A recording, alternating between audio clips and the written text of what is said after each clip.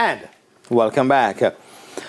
The government is promising to continue building on a national safeguarding in sports policy and implementation framework following an alarming report coming from the Office of the Children's Advocate, OCA, with close to 24 coaches locally being charged for abuse against minors in recent times.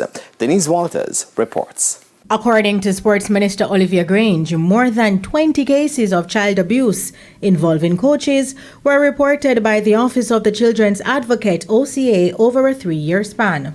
Between 2017 and 2020, the Office of the Children's Advocate recorded 23 cases of child abuse involving coaches. The minister was speaking at a recent Safeguarding in Sports seminar. And let me tell you, those are only the ones we know about. Because people are often afraid to speak out. The Center for Investigation of Sexual Offences and Child Abuse, CISOCA, agrees, especially given the power dynamic between athletes and coaches. We have a problem with underreporting because sometimes comes corruption. If you report me, what is going to happen to my career?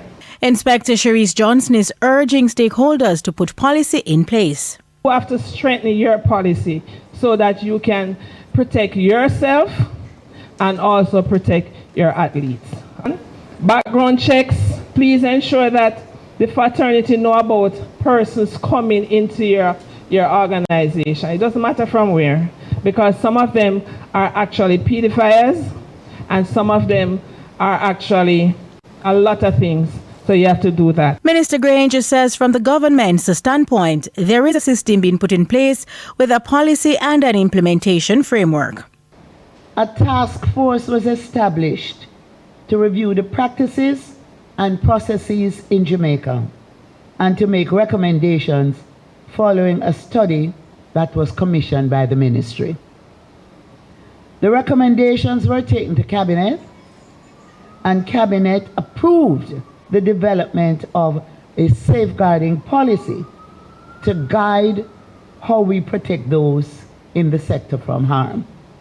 And since receiving Cabinet's approval, we have been having sensitization sessions as a first step while we work towards consultation and formal training of stakeholders in the sector. COVID intervened.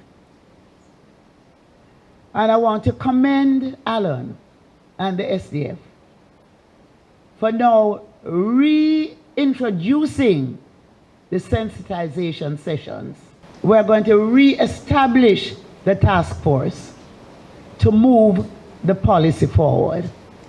The seminar was organized by the Sports Development Foundation, SDF, in partnership with the JMMB Joan Duncan Foundation, held recently at the Sports Ministry's office. Denise Walters for TVJ Sports.